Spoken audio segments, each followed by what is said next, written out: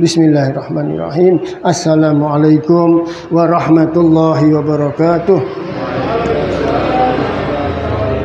Alhamdulillahirabbil alamin. Wassalatu wassalamu ala asrafil mursalin wa ala alihi wa sahbihi ajma'in. Amma ba'du.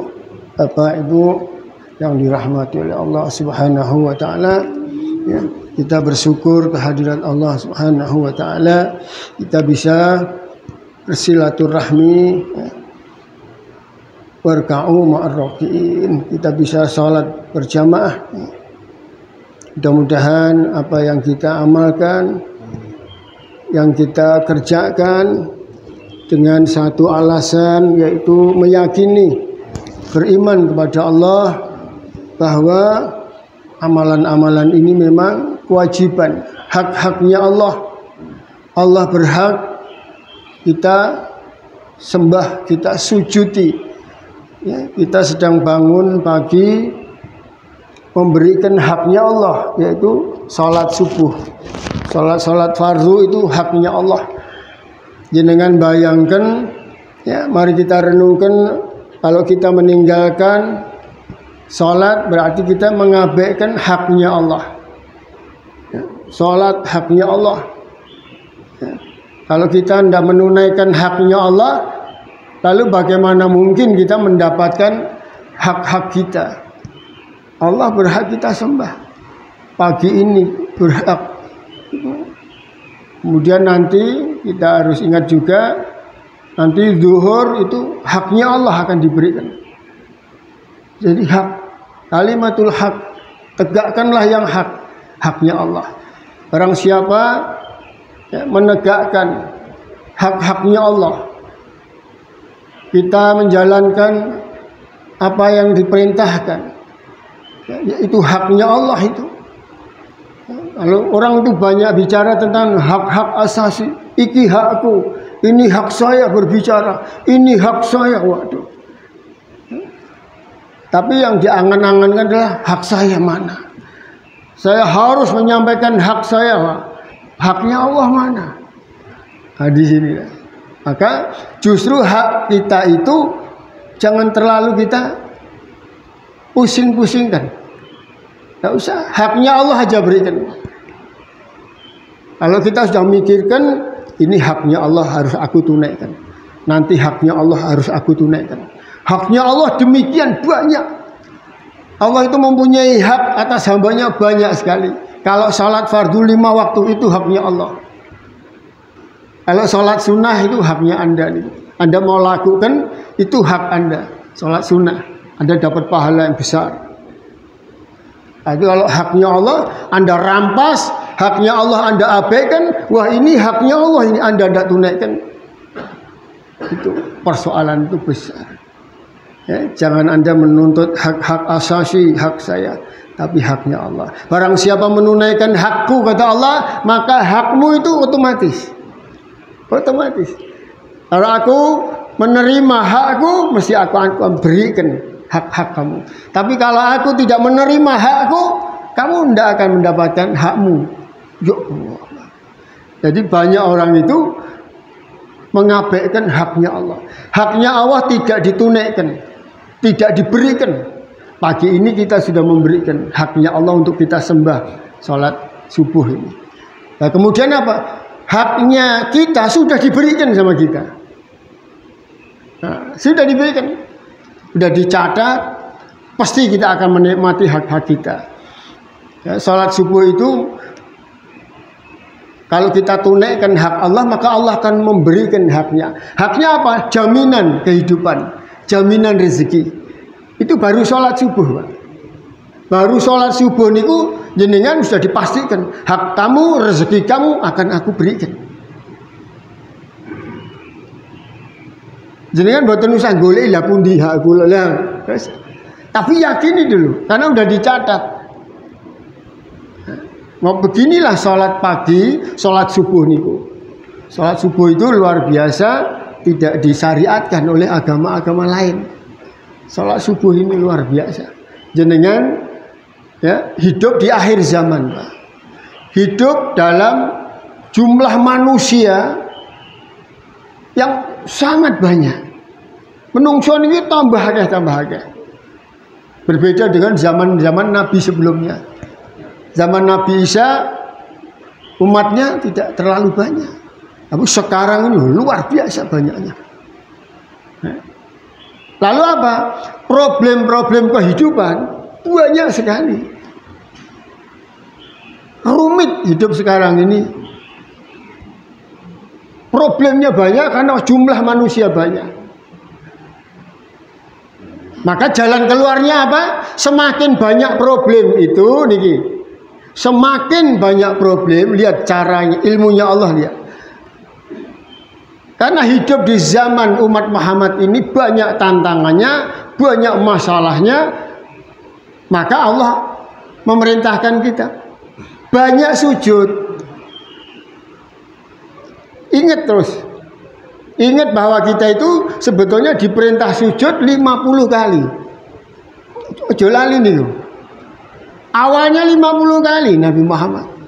Nabi Muhammad dijemput untuk menerima perintah, kamu 1 hari 1 malam sujud 50 kali.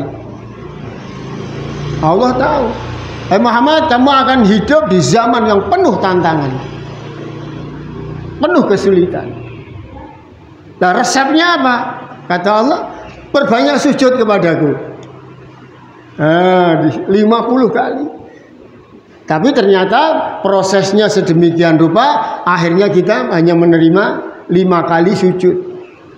Itu kalau kita amalkan, kerjakan 5 kali salat fardu dalam 1 hari, itu sudah bisa menyelesaikan masalah. Di sini bola bali niku yang ingin saya sampaikan itu, sehingga meresap faham toh bahwa sholat 5 kali ini adalah untuk mengimbangi, untuk menjawab ya beratnya persoalan hidup. Persoalan hidup datang dek kepada kita 5 waktu ini. Ini bisa menetralisir. Kalau ini ditinggalkan 1 saja, persoalan akan muncul. Apalagi ditinggalkan 2, apalagi pembuatan sholat. Orang yang tidak sholat pasti banyak masalah, Pak. Ini cara berpikir ini harus kita luruskan. Kalau jenengan tidak mampu menatap, ini orang nggak tahu sholat, orang anu masalah loh, salah. Banyak masalah orang. Nah, makanya jenengan mempunyai pengalaman spiritual, ya barangkali orang yang pernah nun sewu nak bahasa nih kampung niku, orang yang dulunya niku mbambung lah misalnya. Sholat boten pati, ngestok ya, sholat niku apa manfaatnya? Kemudian dia tinggalkan bertahun-tahun tidak sholat. Kemudian nanti apa? Lah itu masalah itu sudah terakumulasi. Begitu orang meninggalkan sholat 5 waktu sehari, dia sudah nyelengi persoalan itu. Persoalannya sudah ditabung itu. Hal-hal yang merupakan kerugian sudah ditabung. Kemudian 1 bulan orang sholat, 2 bulan, kemudian bertahun-tahun dia tidak sholat, sampai kemudian dia sadar. Aduh, aku Yahwono Yahwene dadi wong Islam ora sholat. Sampai kemudian dia mulai disentuh oleh celengan musibah. Celengan musibahnya mulai meledak, menghinggapi dirinya, jiwanya. Akhirnya dia mulai merasakan satu penyakit lah, satu persoalan yang berat.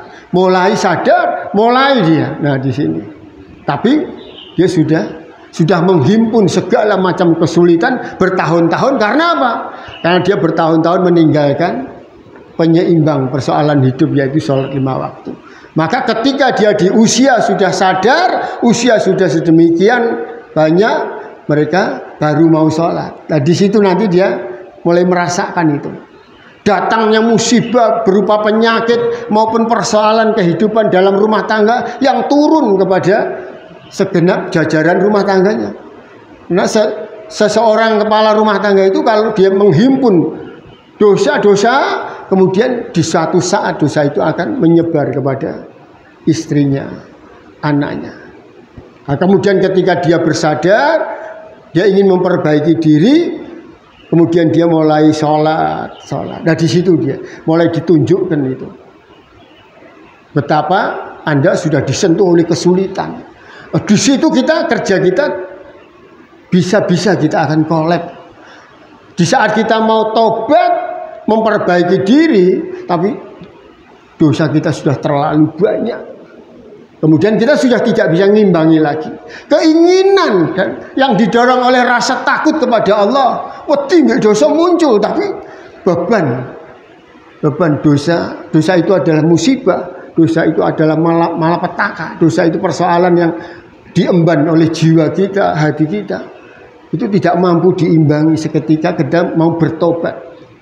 Oleh karena itu, beruntunglah orang yang hari-hari itu dari muda terus hari-hari melaksanakan perintah-perintah Allah. Ukuran terutama itu ukuran sholat. Sholat itu kemudian merupakan jawaban. Jenengan sampun pengalaman. Ketika di periode yang dulu kita mengabaikan perintah Allah, bagaimana hidup kita? Kemudian ketika kita mau bertobat, mau memperbaiki ibadah, hak-haknya Allah kita berikan, lalu Allah memberikan haknya, kemudian yang terjadi adalah apa? Hidup ini semakin ringan, dosa-dosa mulai dihapus, diampuni, terus meskipun masih banyak dosa kita. Dosa kita ini luar biasa, Pak.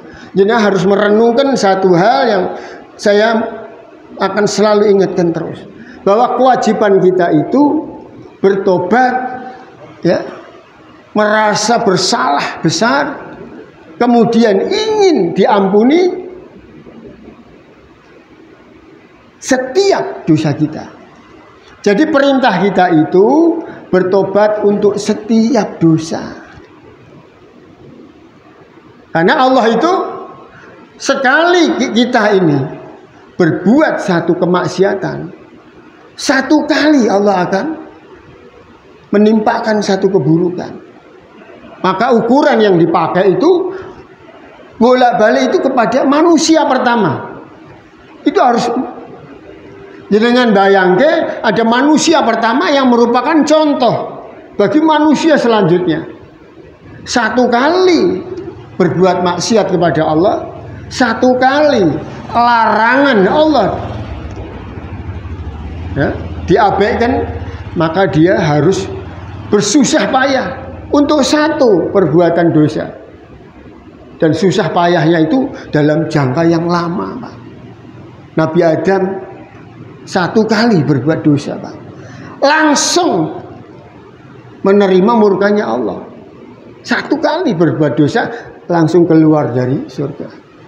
Ya Bani Adam, la yaftinan nakumus syaitan kama ahroja. Ya anak cucu Adam, baik keturunannya, Allah mengingatkan, dhisik bapakmu niku berbuat satu kali dosa. Kemudian apa? Ahroja abawaikum minal jannah. Kemudian aku mengeluarkan dia dari kenikmatan. Satu dosa itu menghilangkan kenikmatan yang besar, Bapak Ibu. Coba renungkan ya.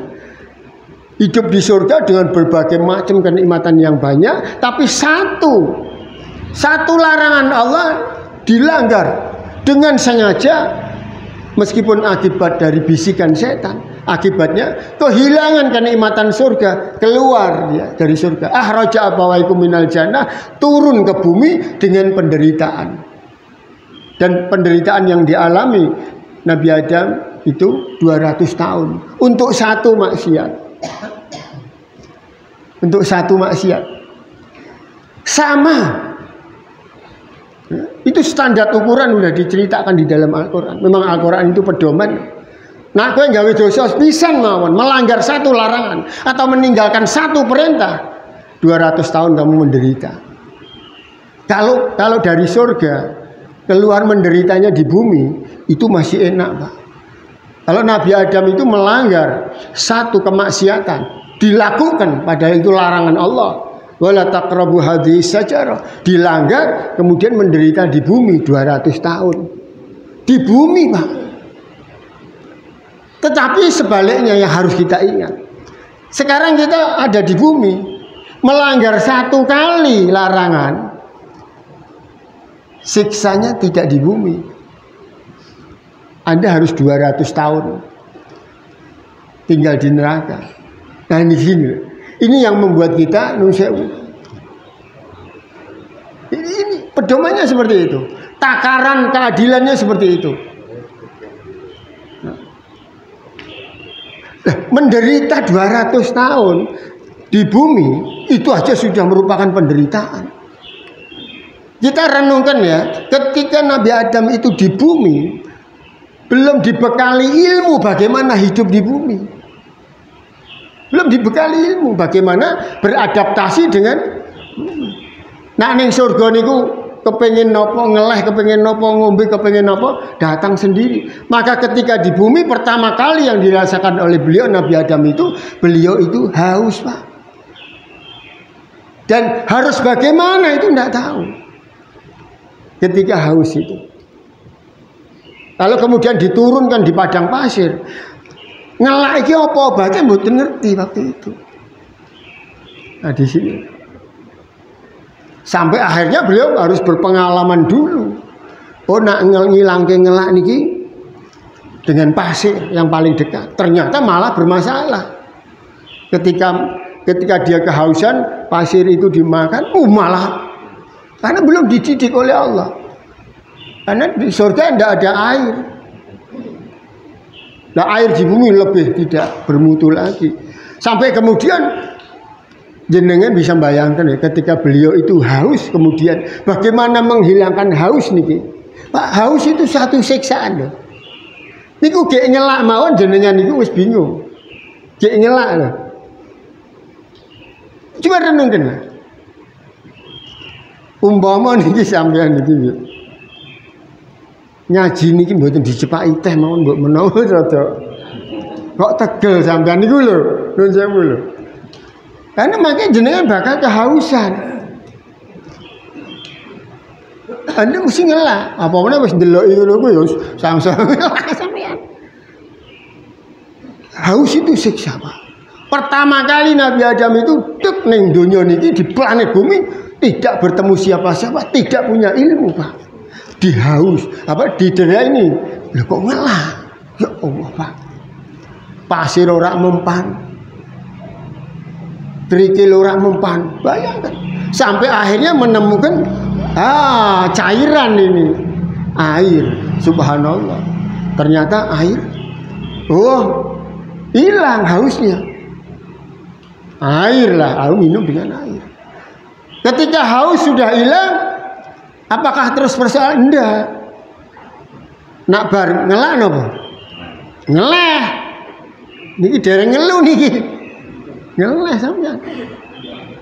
Ketika lapar tidak tahu apa yang membuat sakit perut karena lapar ini kemudian hilang, mboten tahu.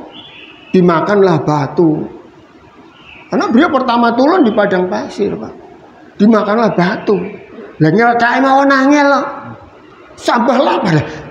Renungkan, Pak ya. Renungkan bagaimana haus itu satu siksaan, lapar itu satu siksaan.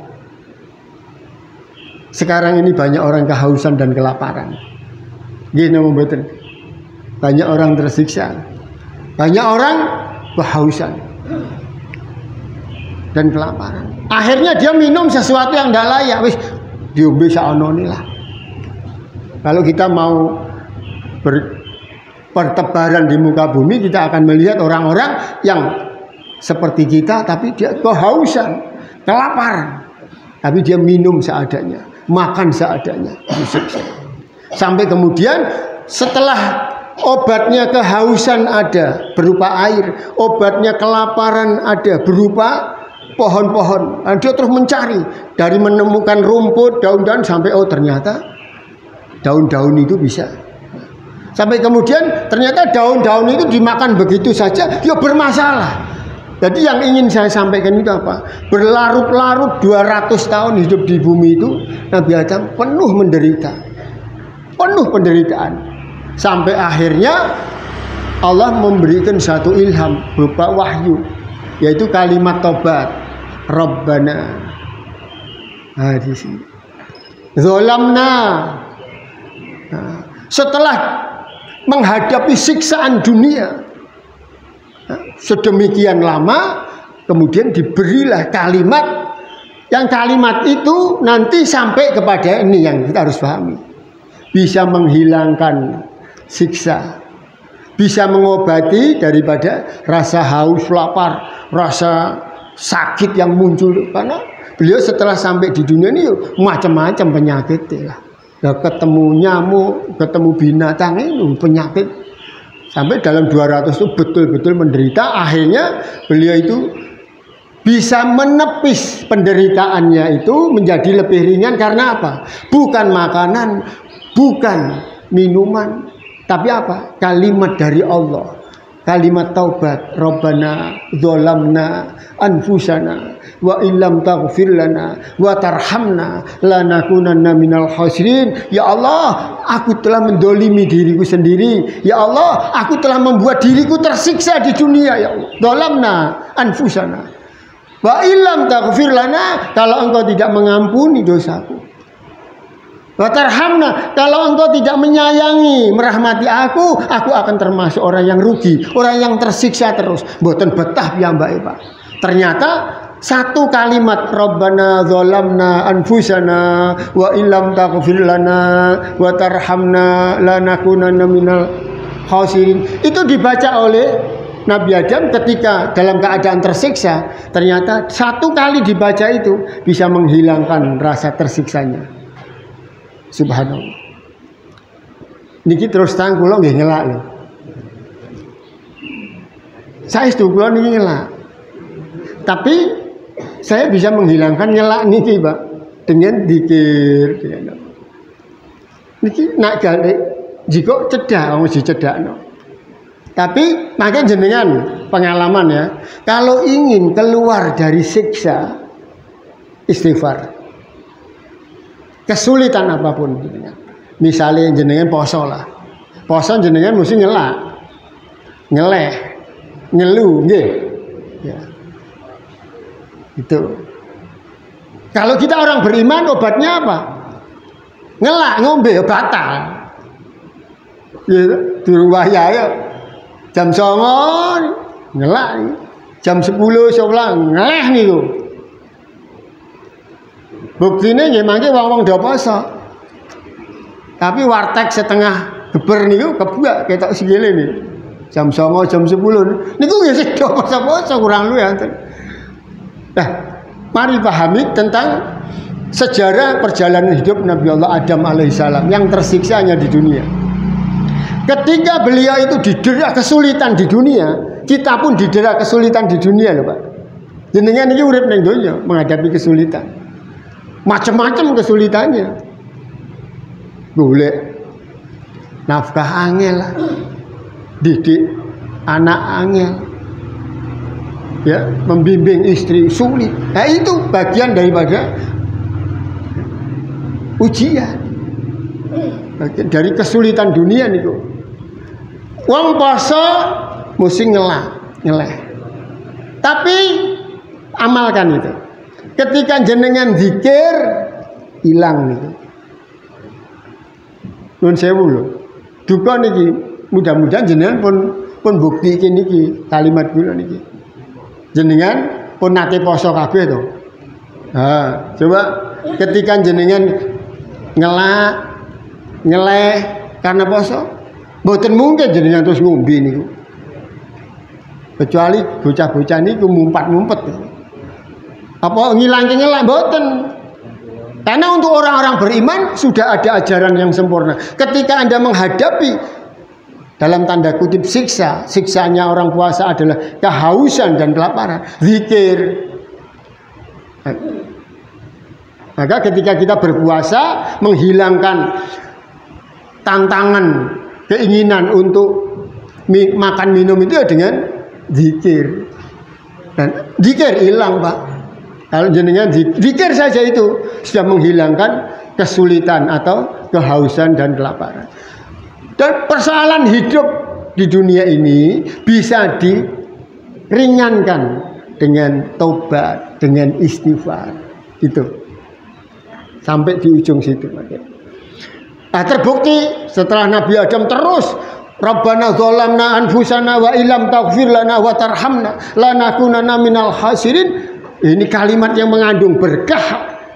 Sampai akhirnya betul-betul oleh Allah telah mencukupi takarannya tobat satu dosa adalah 200 tahun. Setelah 200 tahun Nabi Allah Adam menderita, takarannya sudah tercapai, lalu keluarlah dari kesulitan. Kesulitan pertama telah hilang itu pada saat dimana Nabi Adam itu bertemu dengan istrinya. Nah, ini. Bapak Ibu, di sini ada hikmah besar. Jenengan mangke banyak kesulitan tak? Temui saudara Anda. Silaturahmi dengan. Itu. Karena ini sudah ada contoh dalam sejarah ini. Tinggal kita mau menggali hikmahnya. Kenapa 200 tahun Nabi Adam harus bersusah payah? Karena memang itu takaran satu dosa. Niki dibalen-baleni. Lah jenengan niku Pak, takarannya nggih niki wau sing diceritake niki. Berapa kali kita melanggar larangan Allah? Berapa kali kita meninggalkan perintah Allah? Berapa kali? Monggo dihitung. Mbok menawa saya melanggar larangan Allah mungkin ada 1000 kali. Luwih napa mboten kira-kira? Luwih. 1 juta kali orang bisa dihitung Pak.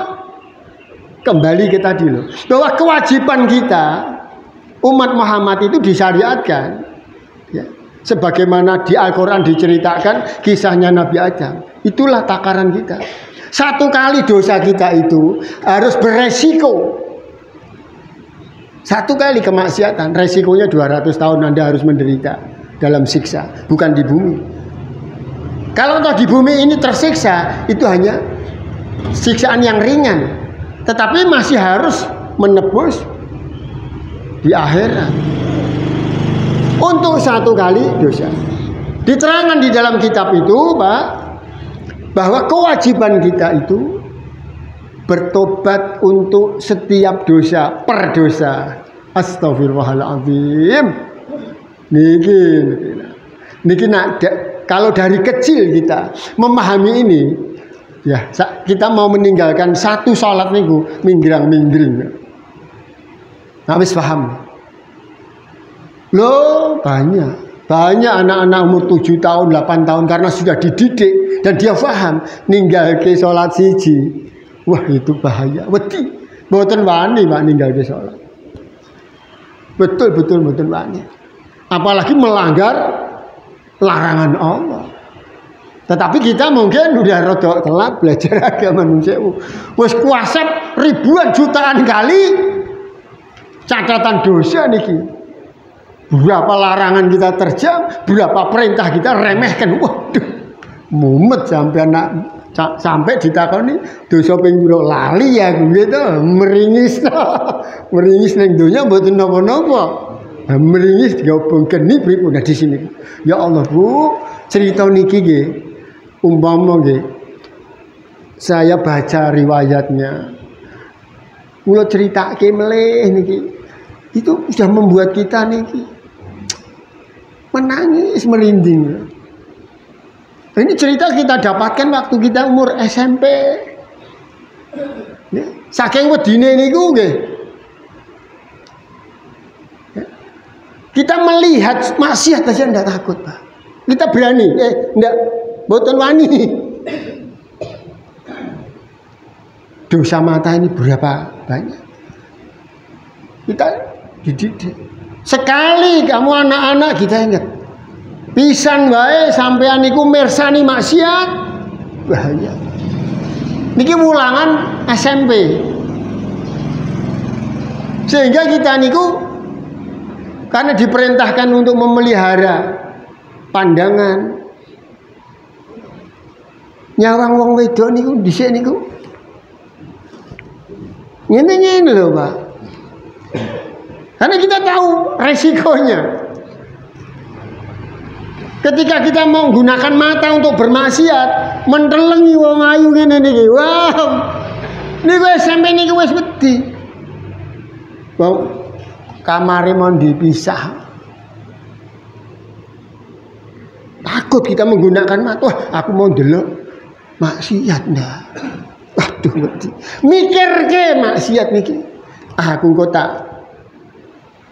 jiko peleme neng kebon. Padahal harus minta izin. Meh nyolong pelem niku lho, saking kepengene. Ya bocah niku. Tapi karena dapat ilmu dan bimbingan, meh jiko pelem niku minggrang-minggring. Aduh, rak sidos. Nah, coba Anda bayangkan ketika ada generasi manusia yang tidak tahu menau, mboten paham, mboten dididik. Ya Allah, Pak. Berapa banyak mata ini bermaksiat, melanggar. Jangan kamu melihat maksiat, ternyata berapa banyak dosa telinga kita niki mendengarkan apa yang dilarang oleh Allah. Berapa banyak pikiran kita itu, hati kita berprasangka buruk, ada itu larangan. Kita memikirkan, merencanakan keburukan. Saya rasa jenengan pahamlah berapa banyak dosa. Kita kembali kepada sekarang ini. Terus bagaimana problemnya, Pak? Ngono ta? Problemnya bagaimana supaya kula mangke niku tidak menghadapi kesulitan, siksa di dunia, lebih-lebih di akhirat. Wes kadung dosa kaya ngene niku lho. Niki kepentingan kita mengadakan kajian ya niki. Nah, kita lihat Qur'annya. Piye supaya aku wis kadung kaya ngene tumindak sing ora terkontrol ya. Wah, bagaimana ini? Sesuatu karuan ini piye nah di sini. Subhanallah, alhamdulillah, wa la ilaha illallah, Allahu akbar. Di dalam Al-Qur'an itu Al-Qur'an ini demikian sempurna, Bapak Ibu, ya, menjawab semua persoalan. Kalau kita bicara tentang kemaksiatan, di mana dulu ya cemilan kita, maksiatnya serak popos. Perintah-perintah Allah, wah, diabaikan. Pegah, bahkan tidak ada gunanya. Monggo, jangan dilanjutkan itu. Kalau kita merenungkan, karena nanti kita akan hidup di akhirat, ada hukumnya sendiri. Hukumnya di dunia. Dunia ini kan aturannya, Pak. Nak jenengan terkenal tumindak Allah, Anda akan kesulitan hidup di tengah masyarakat. Wah, kayak ono Pak Kai, Mas Kai terkenal tumindak Allah, mesti dia akan kesulitan hidup di tengah-tengah kehidupan masyarakat. Mesti kesulitan. Nak wong wis terkenal, wah ki mesti nak mulih teko masjid gawa sandal. Mesti sampean akan diawasi terus. Niku gek sing ringan-ringan. Nah wis terkenal iki terkenal juga sandal. Sampai wah ini terkenal ngapusi. Anda akan kesulitan. Mesti Anda akan dijauhkan. Itu siksaan yang mulai ringan-ringan. Sampai nanti Anda terkenal nipu, berkhianat, Anda akan disikapi oleh masyarakat. Itu baru hukum dunia. Nanti hukum di akhirat ada lagi. Karena di setiap alam ada hukumnya. Nah jenengan saniki perso tiang-tiang, ya. Jadi kita memperhatikan banyak orang-orang yang hidupnya menderita. Itu akibat apa? Akibat hukum-hukum Allah dilanggar. Dan kita harus menyadari hari itu. Banyak orang yang menderita karena hukum-hukum di dunia, perintah-perintah Allah dilanggar, ya, diremehkan itu Allah, larangannya diterjang, perintahnya diabaikan, maka terjadilah banyak manusia itu mengalami kesulitan hidup dalam berbagai bentuk kesulitan. Nah, kemudian nanti kita akan tinggalkan dunia ini, bagaimana suasana di yaumul mahsyar, ya, pada hari kiamat, yang di sana nanti adalah temponya lama, ada hukumnya, Pak. Di sana juga ada orang-orang susah, Orang-orang tersiksa juga ada. Oh no ning. Di akhirat nanti ada. Kalau di sini di dunia jenengan nate pirsa ana wong mlakune ngesot, berangkang, bahkan ora iso mlaku nggih. Nah wong nak wis ora iso mlaku pripun niku? Gur kepengin pecel mawon wis ora iso nuruti awake. Ora iso mlaku. Kepengin pecel niku mawon pun mboten ya Allah kepengin pecel. Jaluk tulung tanggane bojone mungkin bisa. Lah nak terus-terusan ya bermasalah. Ini di dunia kita bisa minta tolong saudara, Pak. Hukum di akhirat nanti anak tidak akan menolong bapak. Bapak tidak akan menolong anak. Itu hukum di akhirat. Semua anak terhadap orang tua akan bersikap seperti orang lain. Semua suami terhadap istri tidak mau memperhatikan. Niku kan kepentingan dunia, hukum dunia. Ya. Meskipun pasangan hidup kita mengecewakan, kadang kita masih isih gelem gawe kopi. Bojone kula ngelake, anak kula ngelake, aku isih gelem nyopo, isih gelem gandeng. Tapi nanti itu tidak terjadi. Siapa yang mengecewakan saudaranya di dunia, kula gawe gelone sinten? Kula gawe gelone sinten, jenengan gawe gelone sinten, itu di sana udah menjadi permusuhan yang luar biasa, Pak. Kalau di dunia ini saya mengecewakan saudara saya dalam berbagai bentuk lah, nyakiti dalam bentuk kehormatannya, hartanya. Mulai eling lagi koncoku iki dhisik tahu lesannya pernah mencaci maki saya. Bahkan harta saya diambil, dihianati. Nanti di akhirat kita akan bermusuhan dengan permusuhan yang luar biasa. Di akhirat Pak kita akan tuntut menuntut dengan semangat yang neng kene ya, kita dihianati tetangga, dihianati tempat, teman, kita masih menang. Masih ewah pekewah. Ya? Memang hukum dunia seperti ini. Anda masih toleran. Aku meh ngamuk mbek tanggoku, utang 2 tahun rak bayar, padahal gur 100.000. Lah aku duit 50 wae rak duwe lho. Aku riko meh nagih rak enak, padahal aku butuh. Wonten tiyang ngoten. Oh niku ning donya, Pak. Hukumnya seperti itu. Dan nanti di akhirat lah tehku mbombe wae wabar. Jadi masalah niki. Jatahku niki lho sak gelas. Jenengan wae tak ombe. Wah, nang akhirat itu jadi persoalan serius, Pak. Hati-hati loh, Pak. Menghina dengan satu kecap di dunia ini. Tenang mawon.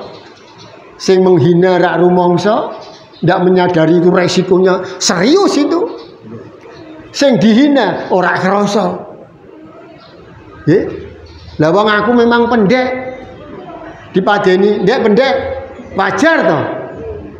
Itu hidup di dunia, Bu. Ireng-ireng. Ya memang aku ireng. Tapi nanti hukum di akhirat sampean nanti ngomong apa? Ndek pendek. Kecatet sampean. Kene. Sapa sing mbok ireng-irengke? Ditepungke, Pak. Ya, oh iya, niki wong sing ireng-irengke kula niki. Piye kowe? Ikhlas ridho? Wah, boten.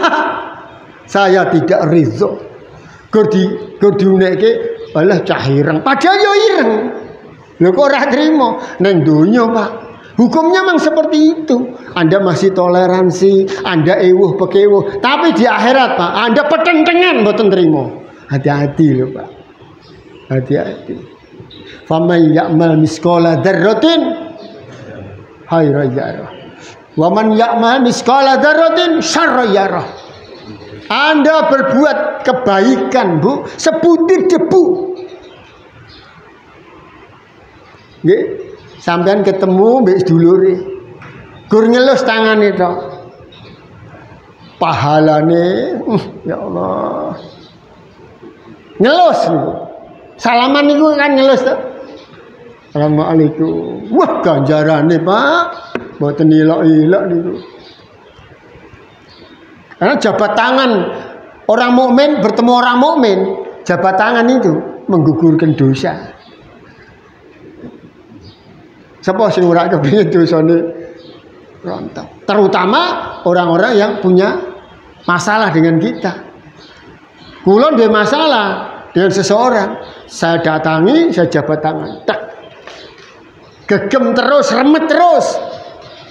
Sehingga dia merasa ya, ucapkan salam, kemudian nak ana luputi aku njaluk ngapura. Wah. Niku enak niku. Assalamualaikum. Jabat tangan, ojo diculke. Mohon maaf ya. Nak piyambake niku wis ra apa-apa, alhamdulillah sampeyan. Padahal sampeyan durung bayar utangi. Mbok. Lah mbok menawa niku sakit kan. Tapi itu baru sentuhan loh, Pak. Baru jabat tangan gitu. Sentuhan itu menggugurkan dosa. Tapi ingat juga, sampean mboten salaman. Sampean ketemu dulure. Mbok selentik kupinge, tek. Gelas dulurmu. Mbok jawe, ih ora kena niki. Mak wes kaget. Niku wonten hitung-hitungane nggih wonten. Jadi berbuat buruk Anda sekecil apapun bakal dihisab, ditimbang. Sekecap ucapan yang mengganggu perasaan saudaranya akan ditimbang. Kalau kita nanti mendapati saudara kita tidak mau memaafkan, kita akan menjadi rugi. Nah, di sini kita harus hati-hati, Pak. Membahas masalah dosa ini harus hati-hati. Karena sekecil apapun dosa, sebutir debu, Anda harus pikirkan itu baik-baik. Karena itu akan berisiko. Dan Anda jangan sungkan-sungkan untuk berbuat baik. Ojo sini-sin, gur nyugui tanggone. Ngeteri tanggone aku, abu kula duwe aku telu. Aku mbek anakku wis siji ki turaji. Monggo jenengan unjuk. Gur aku sak gelas niku. Kalau itu diamalkan berdasarkan keyakinan, berdasarkan iman bahwa air aqua ini bisa menyelamatkan saya dari api neraka. Oh sampean banyu aqua sak gelas, Bu monggo Bu diunjuk Bu. Lah napa kowe banyu sak gelas mbok kekno aku? Tapi kalau kita berhasil membujuk dan memberikan dia tampa ombeno aku ya bar ngombe iki. Wong aku duwe telu niku. Aku mbek bojoku wis gari iji mane-mane. Kalau itu diterima dengan senang hati, kemudian diminum Bu, bejo sampean. Bejo sampean. Ya Allah, Pak. Sedekah banyu sak gelas niku mawon niku. Bejo niku berapa banyak? Itu akan dihisab oleh Allah. Aja meneh sampean ora aku wah. Gawene angel kaya ngene niki. Kopi, teh, ana niku macem-macem. Nah, disitulah Pak, karena kata Rasulullah sesungguhnya engkau sedekah hanya dengan separuh butir kurma, tapi engkau jauh dari api neraka. Allahu Akbar. Ini mendorong kita gemar sedekah niku mboten berbentuk apa, macam-macam lah. Nyenengke wong ya, ngejak guyu, asal mboten guyu-guyu. Guyu Bu monggo. Wis lunga aja. Wah, mboten kena, mboten sedekah malah ngece malah padu. Jadi pertimbangkan Bapak-bapak pagi ini jangan sampai kita berbuat maksiat. Niki angel loh, Pak. Niki angel loh, nun sewu loh. Tapi harus tertanam di sini. Aku meh ngomong apa ini? Barangkali melukai saudaraku. Wah, ya Allah, wis lebih baik sampean aja ketemu menungso nak. Kalau ketemu hanya untuk melukai. Kalau kita punya rasa takut yang dalam akan resikonya loh. Lah wis diceritakno resikonya Nabi Adam. Satu dosa 200 tahun, Pak. Itu di bumi. Kita sekarang tinggal di bumi, satu maksiat 200 tahun di neraka. Astagfirullahaladzim, Pak.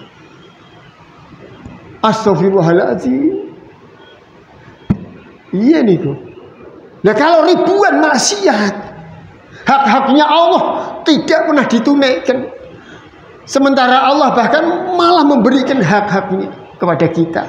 Jomplang niku ukuran kedurhakaan itu sudah luar biasa. Maka Allah menurunkan kalimat di dalam surat At-Tahrim ayat 8. Ya, niki wau paparan pemanasan mukadimah niki wau sangat penting, Pak.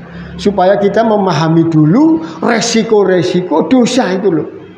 Sehingga kita jangan sampai dengan mudah dan sembrono lancang wani tumindak berbuat maksiat. Ya Allah, Pak. Kalau kita menyadari ya, betapa bahayanya resiko berbuat maksiat sebesar debu, lebih baik mati kita. Kalau kita lihat ceritanya, memang kalau tidak mendalami, tidak tadabbur Al-Quran, betapa bahayanya berbuat dosa. Muka wong sing lancang itu memang hati-hati.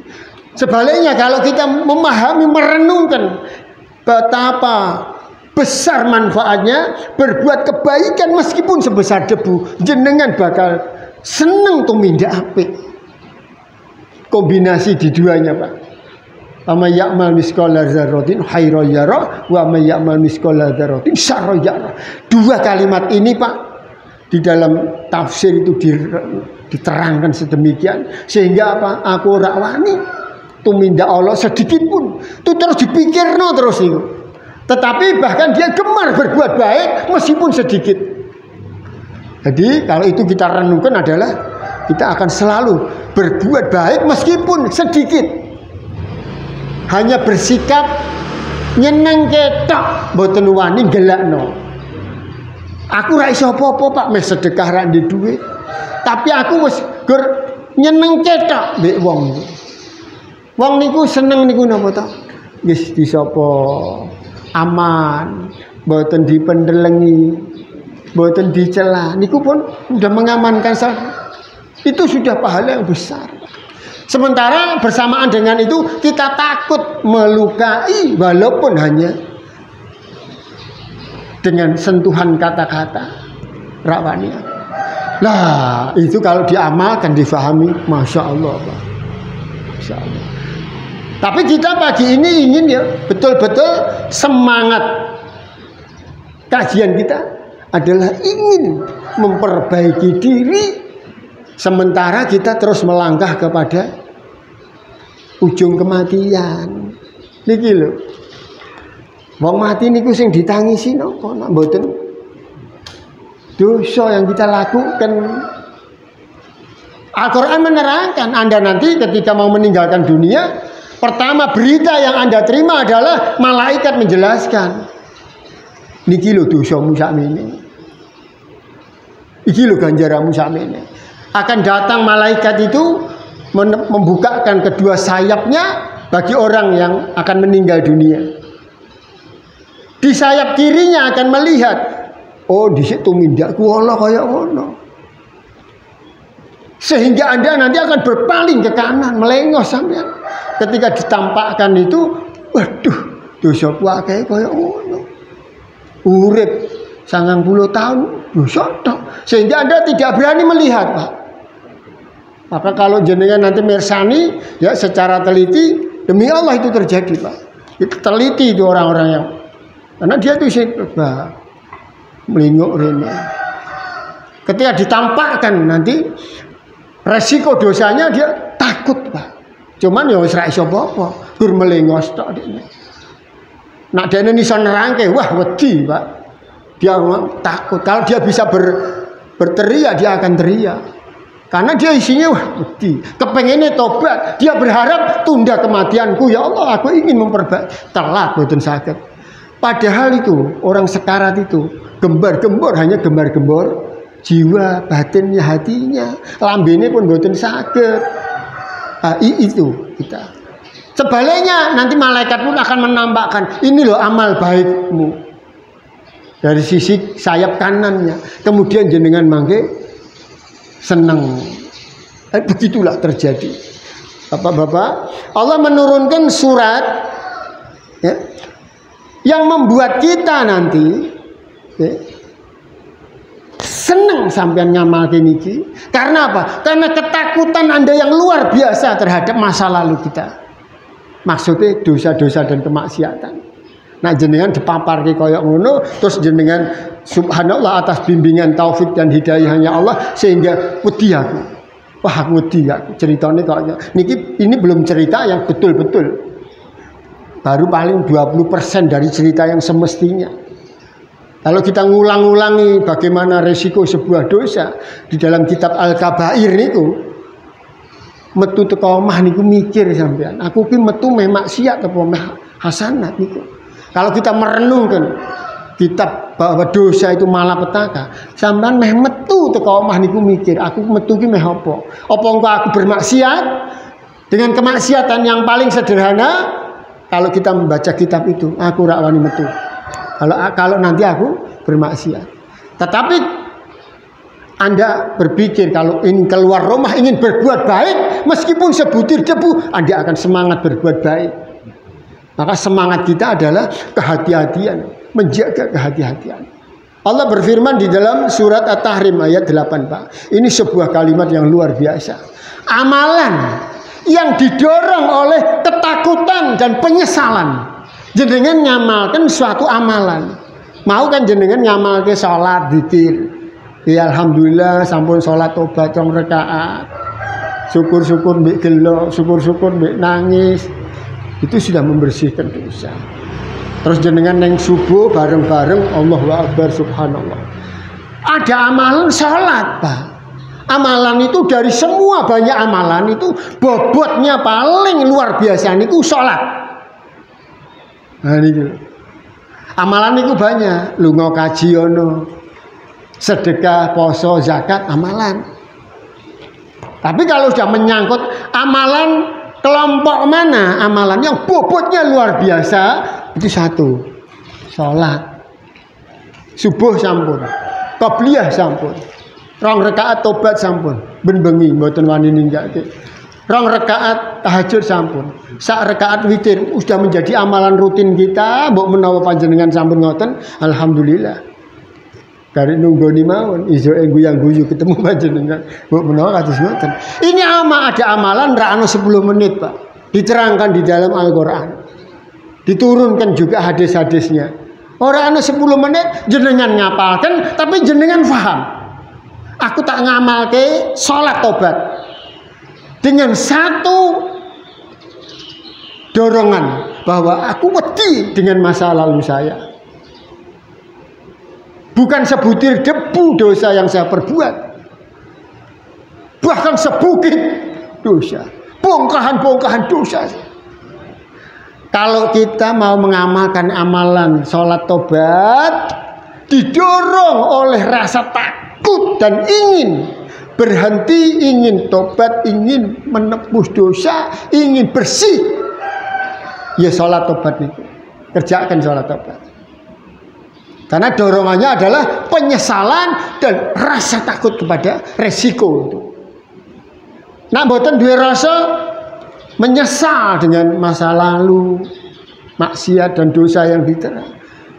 Kemudian tidak ingin berhenti menjadi pengamal kebaikan. Ya, sholat tobat ini diamalkan tidak ada buahnya. Karena amalan itu ibarat nandur, Pak. Diterangkan di dalam Al-Quran.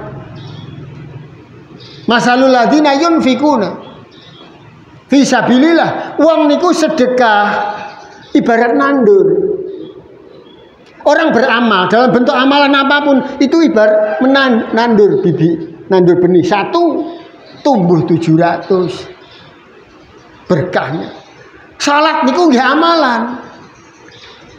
Jenengan tandur niku. Dia akan menjadi pahala yang berlimpah. Tapi nandur niku kan kudu niat nandur, kepengen ngunduh, wae ra ngoten. Nah, di sini harus ada kesadaran. Aja gol salat tapi ora kepengen ngunduh. Nun sewu lho.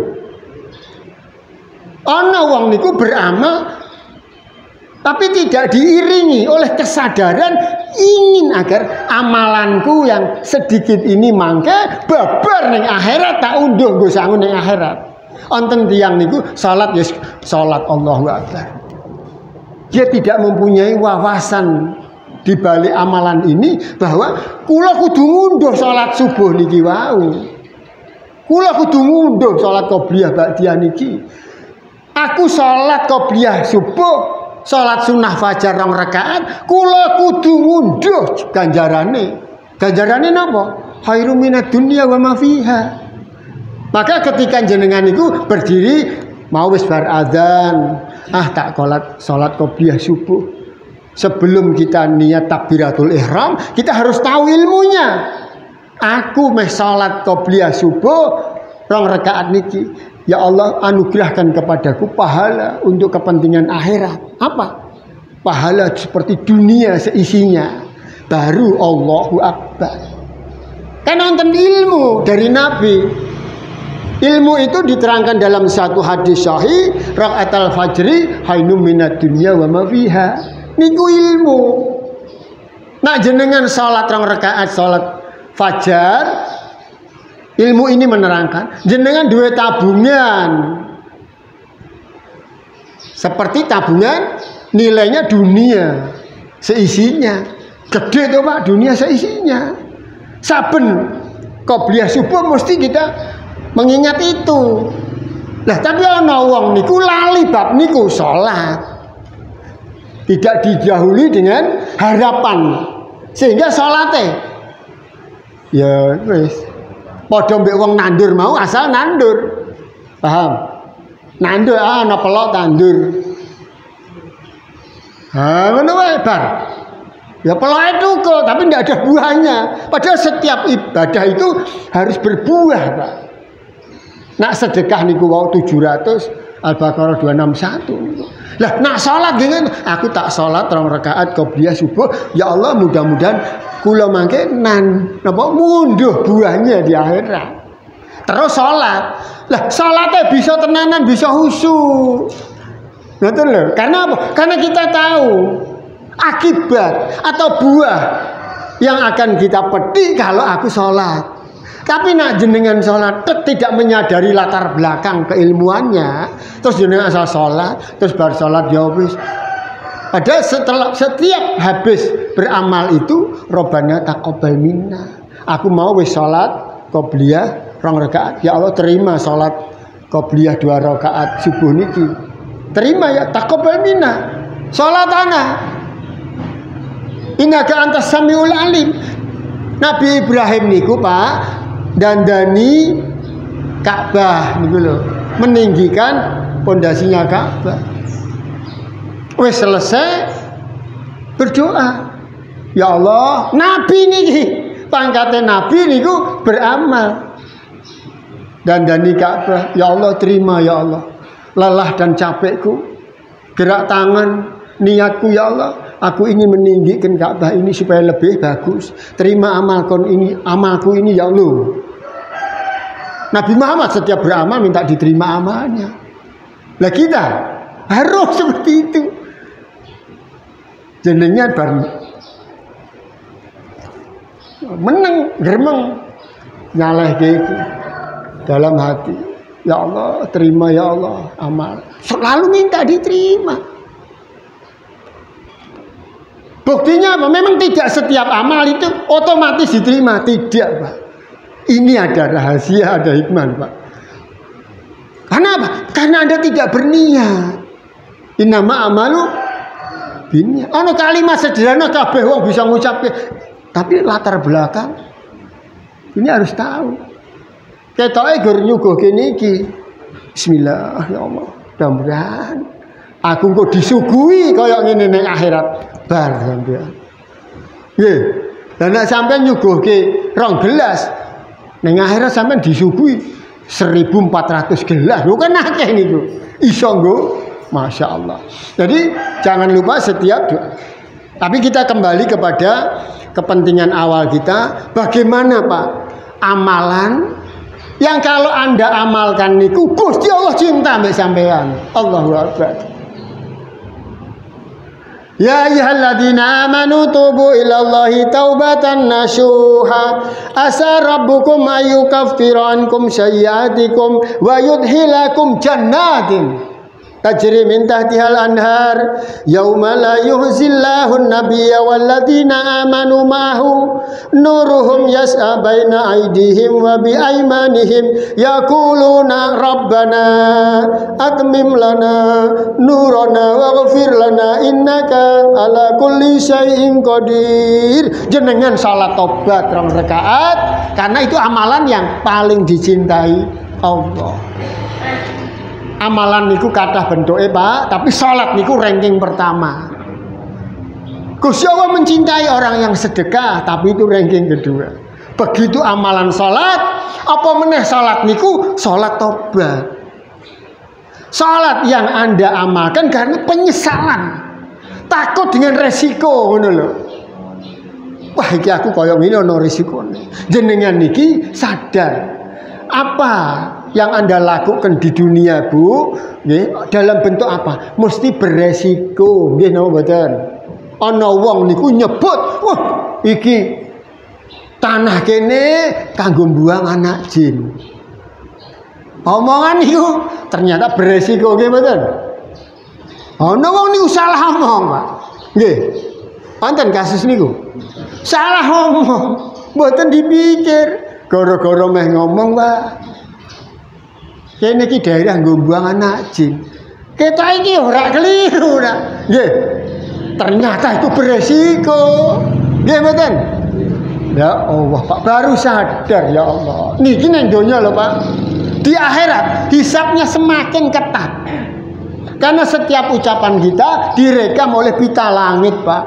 Kula niki ngomong direkam, Bu, mangke diputer tek. Diputer di akhirat. Ngomongan kayak gini niki mengko ditawarkan kepada manusia.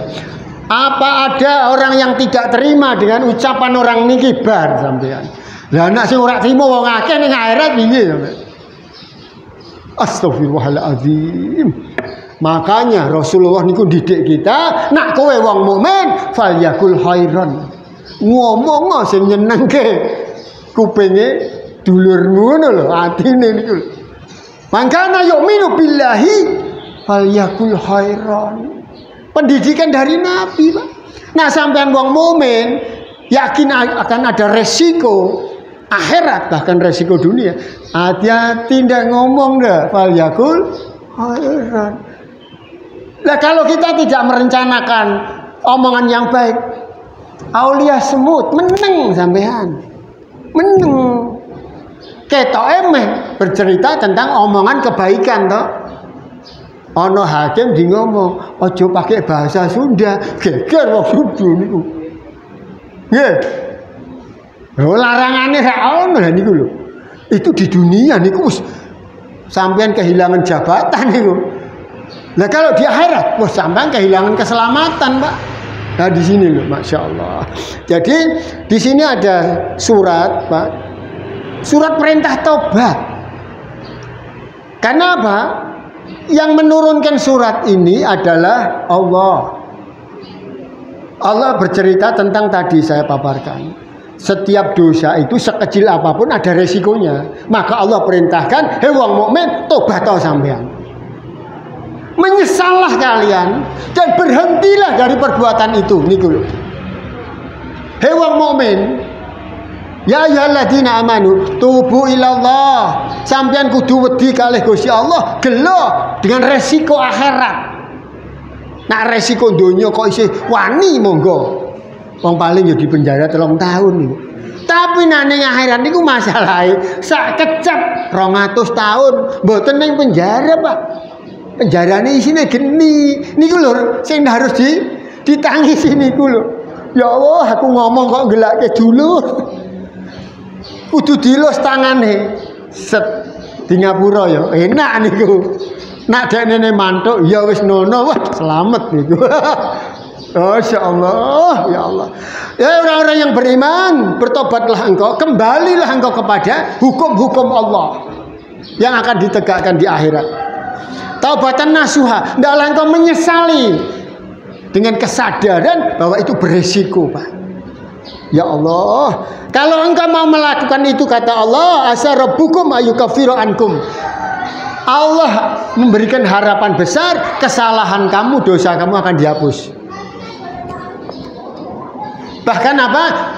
Kamu dipastikan masuk surga. Di sini diterangkan wa yudhilakum, dan kamu mempunyai hak masuk surga. Ya Allah. Karena hak masuk surga itu bisa batal. Karena apa? Karena kita dituntut oleh saudara kita. Ana wong niku wis dihisab, Pak. Ana wong wis dihisab, salate apik, posone apik, sedekahe apik, lunga hajine apik. Kamu masuk surga. Saking senenge kan melayu lunga surga. Ya Allah niku, wong niku aja entuk mlebu surga. Lho napa? Saya tahu niku nate ngelakno kula, ngoten lho. Kene diundang meneh sampean. Keploki. Nak sampean ra mlayu balik sampean sing ngundang tentaranya Allah. Rene. Kowe iki jane wis mlebu surga, wis genah tak isap nggih. Lah iki ana wong gelo mbek sampean niku. Lah di sini lho, Pak. Niki lho. Itu betul-betul terjadi, Pak. Lah nek sing gawe gelo siji rada enteng. Gelana wong siji enteng. Lah nek sing digawe gelo wong akeh pripun ya, Pak?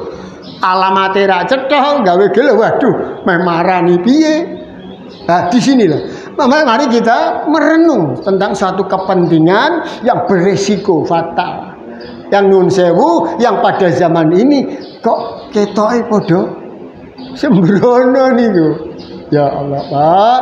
Entah karena apa. Jadi di sini, Bapak, kita singkat cerita, Pak. Tobat itu diterangkan oleh Allah, innallaha yuhibbut tawwabin wa yuhibbul mutatahhirin.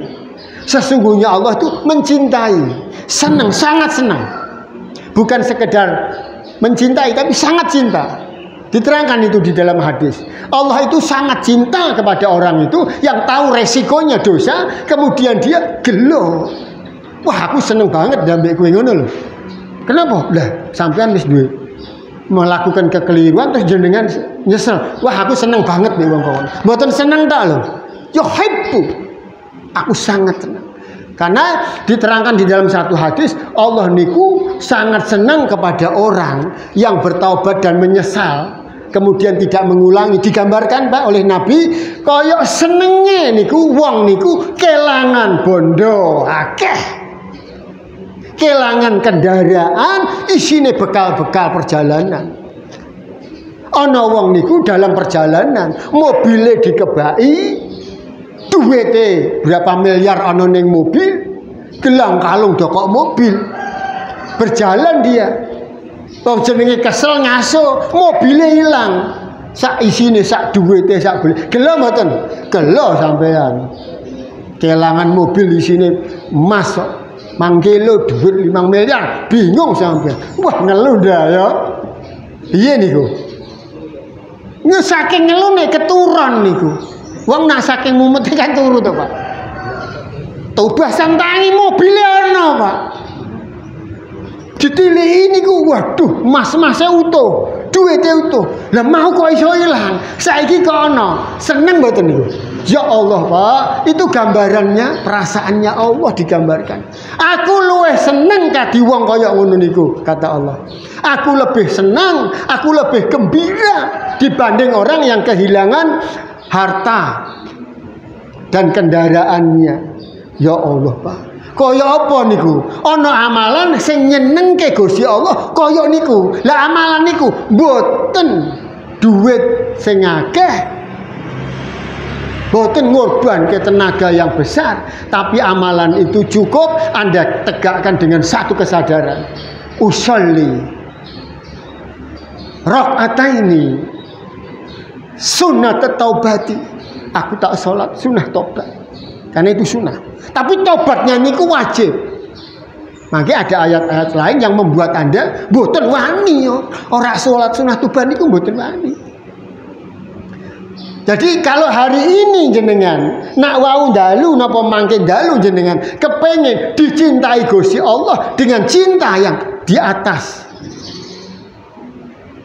cinta yang lebih, melebihi cintanya orang yang pergi haji.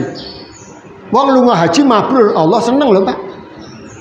Tapi itu kalah dengan kecintaan Allah dengan orang yang sholat tobat 2 rakaat.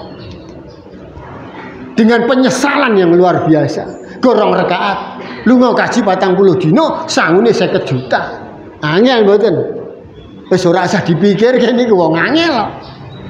Tapi niki ono 10 menit menyelamatkan dan membuat hak Anda muncul terbit. Hak untuk tinggal di surga. Moh sampean. Aku, waduh, ojo-ojo kita ini ngaji tapi orang itu hidayah, ngoten lho. Wis dijelendreng kayak ngene kok. Bahaya dan resikonya maksiat dan dosa. Betapa cintanya Allah itu muncul. Innallaha yuhibbut tawwabin. Nah ana wong tu tobat disenengi mbek Gusti Allah. Ya Allah, Pak. Gur 10 menit. Salat tobat 2 rakaat. Qul ya ayyuhal kafirun, qul huwallah. Boleh ayat sing pendek supaya khusyuk, supaya cepat bar. Karena sholat tobat yang ringan saja itu sudah. Nah dilakukan dawam terus menerus. Nun sewu dosa diinget, Pak. Ping piro aku niku duraka mbek wong tuwa. Karena yang diperintahkan di dalam Al-Qur'an itu, Pak, bertobat setiap dosa loh, Pak. Artinya apa? Ya tobat terus. Digolei, aku tahu duwe dosa ping pira mbek bapak ibu. Karena pada zaman Nabi ada orang itu durhaka 1 kali, Pak. Gelakno ibuke pisan. Meh mati to, Nabi mboten merencanakan kok nak mati disolati mboten. Urung mati malah Nabi ngabari diobong wae wong iki. Ya Allah, Pak. Durhaka 1 kali niku, kali ibuke niku. Durhakane sepele. Mboten jiko kalunge ibuke mboten didol. Lah niki ana omahe ibuke malah didol niku. Niku gur gawe gelo diceluk mbek ibuke mboten mara ngoten mawon. Tapi Nabi mensikapinya diobong wae wong kaya ngene. Ya Allah, Pak. Astagfirullahalazim. Paham jenengan? Wah, lah nun sewu nggih. Kalau kita ngaji wah ngambung telapak ibu wani kula. Dan itu kita lakukan. Karena takutnya dengan resiko. Nah ini dulu. Seketika kita ingat berapa kali kita lali, Pak, aku nak mbok ngitung aku gelakno ibuku. Lali gelakno bapakku, lali sampean. Mulane tobat aja diitung. Begitu kepengen sholat tobat, begitu kepengen sholat tobat. Aku wedi iki resiko sholat tobat. Sholat tobat geber, Pak. Jumlahnya lebih banyak daripada sholat fardu, sholat qobliyah, ba'diyah. Karena apa? Pahala kita itu dibanding dosa kita, insya Allah lebih banyak maksiatnya. Jadi nak jenengan seneng sholat fardu, alhamdulillah. Seneng sholat sunnah, alhamdulillah. Tapi luwih seneng melih panjenengan sholat tobat. Diakei, Pak, terus. Karena apa? Itu kita takut resiko. Resiko kok dorak wedi lho. Nggih monggo. Ah di sinilah. Ya. Ketika perintah sholat tobat itu diturunkan, Pak, ya. Itu sampai-sampai sahabat itu kegirangan, gembira, senang, sampai ngacung. Ya Rasulullah niku, Ibnu Mas'ud niku sampai ngendika saking senenge, ya Rasulullah, aku sangat gembira dengan ayat ini. Karena apa? Ibnu Mas'ud ingat dosanya yang banyak, Pak, sebelum Islam. Nyembah patung, duraka mbek wong tuwa, tipu sana tipu sini. Ketika turun surat Az-Zumar 53, kul ya ibadiyalladzina asrafu ala anfusihim, he wong-wong sing dosane akeh ra karuan, niki ayat niki. Tobat kowe. Kata Allah, aku sayang mbek kowe nak kowe tobat. Masya Allah. Bapak Ibu yang dirahmati oleh Allah, penutupnya kalau kita tidak senang sholat tobat, kalau kita tidak senang berubah, tidak senang hijrah, tidak senang membersihkan diri, tidak senang tawabin, resikonya apa? Kita mati sebagai orang dolim. Wa man lam yatub faulaika humudz zalimun. Sinten sing boten seneng tobat, boten menyesali resiko dosa-dosa sekecil apapun, dia mati dalam keadaan dolim. Penutup ini Pak menjadi komitmen yang kuat. Sehingga nun sewu, makin nak jenengan menyadari terus, dibaleni keterangan ini di dalam itu terus merenung. Jenengan kehilangan duit di omah mentu mboten pati gelo, tapi kehilangan 2 rakaat salat tobat sampean gelo. Itu rasa niku ada. Bapak Ibu yang dirahmati oleh Allah Subhanahu wa taala. Ayat-ayat ini hadisnya masih banyak yang kalau kita paparkan akan memerlukan waktu, tetapi mudah-mudahan wow saged menyentuh akan kesadaran kita bahwa resiko bermaksiat itu harus kita sadari, tidak main-main. Mudah-mudahan pagi ini ya, pagi di mana kita sudah diterima amal ibadah kita, malam, pagi, subuh, kemudian kita berniat aku menjadi apa? Hamba Allah yang tawabin. Senang bertaubat, senang sholat tobat.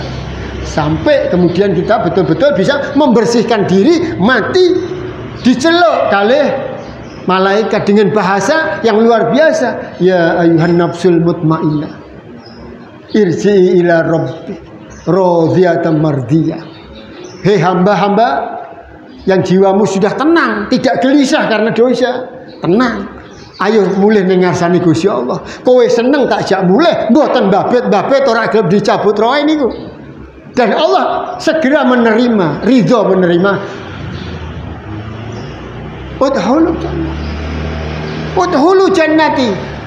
Kalau kita mati sebagai hamba Allah yang sudah tidak takut dengan resiko bertemu dengan Allah, tenang kita masuk ke surga, subhanallah. Lalu apa? Kita akan mati insya Allah sambil tersenyum. Maka menjemput kematian dengan senyum, bukan dengan kegelisahan dan takut. Nun sewu, mudah-mudahan diberkahi apa yang pagi ini kita paparkan. Ya Allah, ya Rahman, ya Rahim. Bismillahirrahmanirrahim. Allahumma salli ala Sayyidina Muhammad wa ala alihi wa sahbihi ajma'in. Rabbana taqabbal minna salatana wa qiyamana wa dzikrinana wa ta'abbudana wa tamim taksirana. Ya Allah, ya Rahman, ya Rahim. Terima ya Allah apa yang kami kerjakan pagi ini ya Allah. Ambilkan ya Allah buahnya untuk kami ya Allah di akhirat bahkan di dunia. Rabbana atina fid dunya hasanah wa fil akhirati hasanah wa qina adzabannar wa qina adzabannar wa qina adzabannar wa adkhilna jannata ma'al abrar. Ya aziz ya rahman ya rahim ya ghafar ya karim ya mujibas sa'ilin. Subhana rabbika rabbil izzati amma yasifun wa salamun alal mursalin. Alhamdulillahirabbil alamin. Assalamualaikum warahmatullahi wabarakatuh.